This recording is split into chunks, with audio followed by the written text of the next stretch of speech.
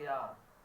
चलिए ध्यान दीजिएगा, आज हम लोग बिहार बोर्ड के लिए 5 नंबर में थेल्स परिमेय को सिद्ध करने जा रहे हैं। ठीक, ये जो है बिहार बोर्ड के लिए बहुत ही इम्पोर्टेंट परिमेय है। आया बस में, तो थेल्स परिमेय को हम लोग आधारभूत परिमेय भी कहेंगे। ठीक, अब इसकी कथन क्या है, सबसे पहले इसकी कहना क्या है। थेल्स परिमेय साहब एक साइंटिस्ट, ये मैथमेटिशियन थे, यानी उसी को बोलेंगे गणितज्ञ, समझ रहा। वही इस परिमेय के द्वारा कहते क्या है, सबसे पहले इनका कथन जानेंगे। तो क्या कहता है कथन कि यदि किसी त्रिभुज की एक भुजा के समांतर अन्य दो भुजाओं को भिन्न भिन्न बिंदुओं पर प्रतिच्छेद करने के लिए एक रेखा खींची जाए, तो ये अन्य दो भुजाएं एक ही अनुपात में विभाजित हो जाती है। यानी कि हम लोग सबसे पहले एक त्रिभुज लेंगे, देख रहे हैं त्रिभुज ए बी सी है, और इसमें क्या करेंगे, किसी एक भुजा के समांतर, जैसे यहाँ भुजा कौन ले लेते हैं हम लोग, BC है ना, तो BC के समांतर एक रेखा खींचे, वो रेखा कौन है छोटे, DE। तो AB और AC जो रेखा है उसको प्रतिच्छेद किया, कहाँ किया, AB को कहाँ किया, D पर, और AC को E पर। तो ये जो प्रतिच्छेद करता है, तो ये दोनों रेखाएं जो है एक ही अनुपात में विभाजित होगा, अर्थात AD बटा DB, और इधर छोटे AE बटा EC हो जाएगा। यहाँ से हम लोग ये कथन के अनुसार था, जो कथन कह रहा था उसी के अनुसार चले। अब यहाँ पर इस परिमेय को किस प्रकार से सिद्ध किया जाएगा, तो उत्पत्ति से चलेंगे।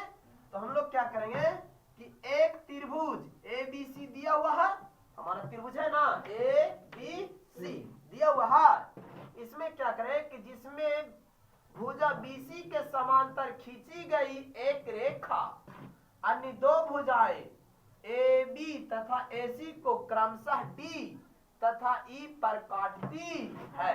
यानी ध्यान दीजिएगा, देखिए त्रिभुज ABC है छोटे, अरे त्रिभुज ABC है, और BC भुजा के समांतर वो रेखा खींचे, और वो रेखा कहाँ कहाँ प्रतिच्छेद किया, AB भुजा को कहाँ, B पर, और AC भुजा को प्रतिच्छेद कर दिया जी। अब आगे बढ़ते हैं। तो जब सिद्ध करना क्या है, माने थेल्स परिमेय हम लोगों को ड्राइव क्या करना है, सिद्ध क्या करना है, तो हम लोग अभी तुरंत पढ़े थे छोटे कि जो अन्य दो भुजाएं एक ही अनुपात में विभाजित होती है, तो एक ही अनुपात में क्या विभाजित होता है बोलो तो, AD by DB is equal to AE by EC। मतलब यहाँ से देखिएगा AD by DB तथा AE by EC, इसी को हम लोगों को सिद्ध करना है, प्रूफ करना है। तो आइए स्टार्ट करते हैं। हम लोग तो इसको बनाने से पहले तो ऑलरेडी हमारा दिया हुआ था, हम लोग इसको रचना करते हैं।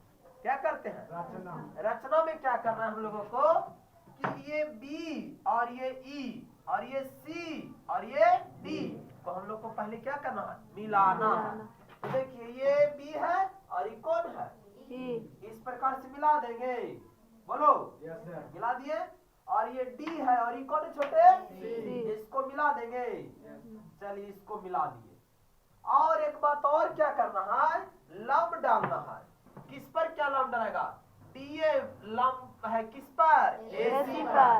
देखिए यहाँ ये आपका DA देख रहे हैं, ये वाला ये लंब है किस पर, AC पर है, और एक लंब डाले कौन वाला छोटे, EN। कौन लंब डाले, EN किस पर है, AB पर। इस प्रकार से खींच दिए। अब हम लोग इसको ड्राइव करते हैं। इसमें क्या है देखिए, अब स्टार्ट करते थे यहाँ से, ये सारा का सारा ट्रायंगल में था। अब ये बात क्या करता है कि त्रिभुज ADE का क्षेत्रफल, त्रिभुज का क्षेत्रफल बराबर क्या होता है? 1/2 आधार गुना ऊंचाई। 1/2 area of triangle, area of triangle बराबर होता है, क्या होता है? 1/2 आधार गुने ऊंचाई। आधार गुने ऊंचाई होता है।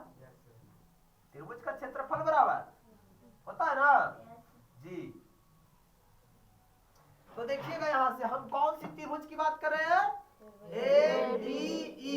देखिएगा फिगर में ADE देख रहे हैं, तो ADE त्रिभुज का क्षेत्रफल में लेंगे तो क्षेत्रफल बराबर क्या होता है छोटे?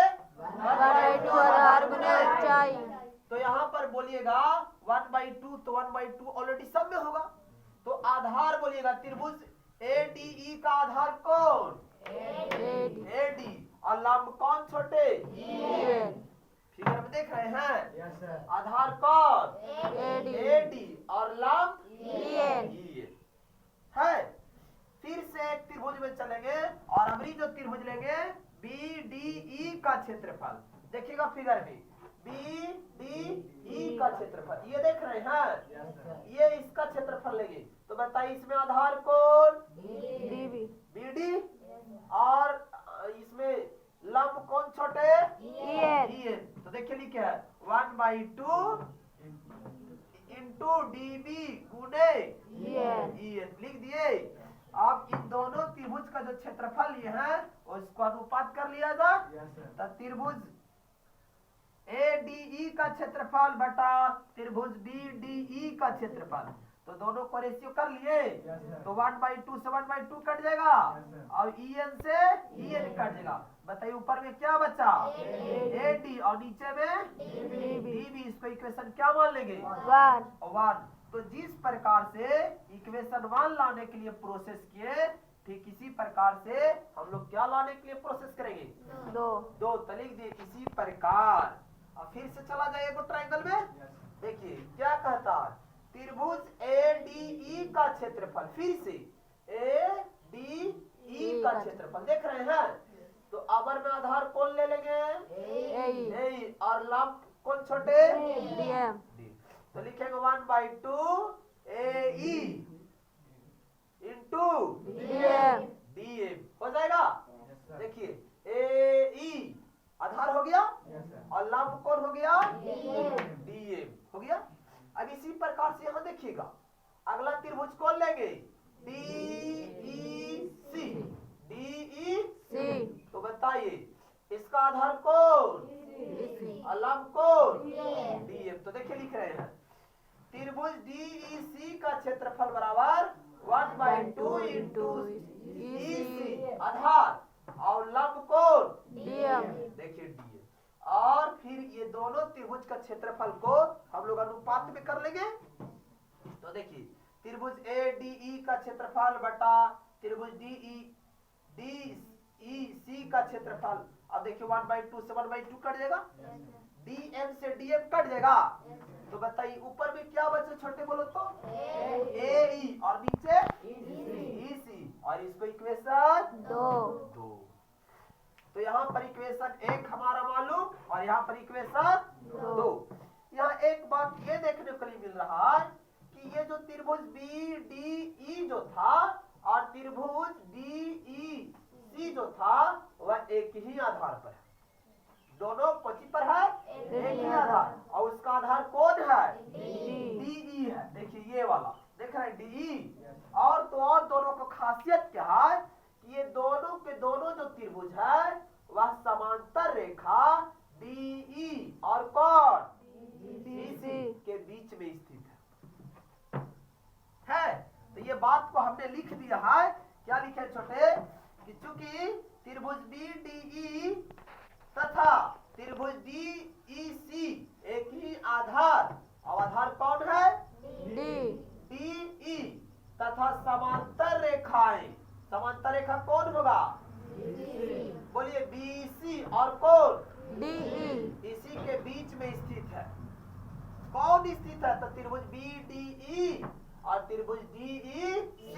और जब ऐसी बात है कि दोनों के आधार एक है और दोनों समांतर रेखा के बीच में है, तो इन दोनों त्रिभुज का जो क्षेत्रफल होगा वह कौची होगा? बराबर। बराबर होगा।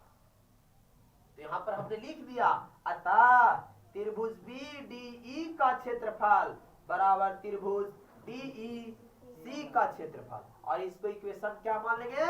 3। तो हमारा इक्वेशन 1 में क्या है छोटे? त्रिभुज ADE का क्षेत्रफल बटा त्रिभुज BDE का क्षेत्रफल कितना आ गया? AD/BD। चलिए इक्वेशन 2 में क्या है? त्रिभुज ADE का क्षेत्रफल बटा DEC का क्षेत्रफल ये क्या हो गया? AEC। अब बताओ तो दोनों देखिए, ये ऊपर में बराबर और नीचे तो ऑलरेडी बराबर यहाँ पर लिखा ही गया, तो दोनों को रखा जाए और रखेंगे तो ये ऑलरेडी हमारा क्या हो जाएगा? डिवाइड होगा। तो यहाँ से क्या बचा? AD/DB। और यहाँ से बच गया AE/EC। यही तो हमारा लाना था। ये हो गया हम लोग के कौची। प्रूफ। तो इस प्रकार से अगर बनाएंगे तो हम लोग को बिहार बोर्ड में कितना मार्क्स? 5 नंबर मिलेगा, जो आप कम समय में इसको सिद्ध कर सकते हैं। बात समझ में आया? आया बच्चे में?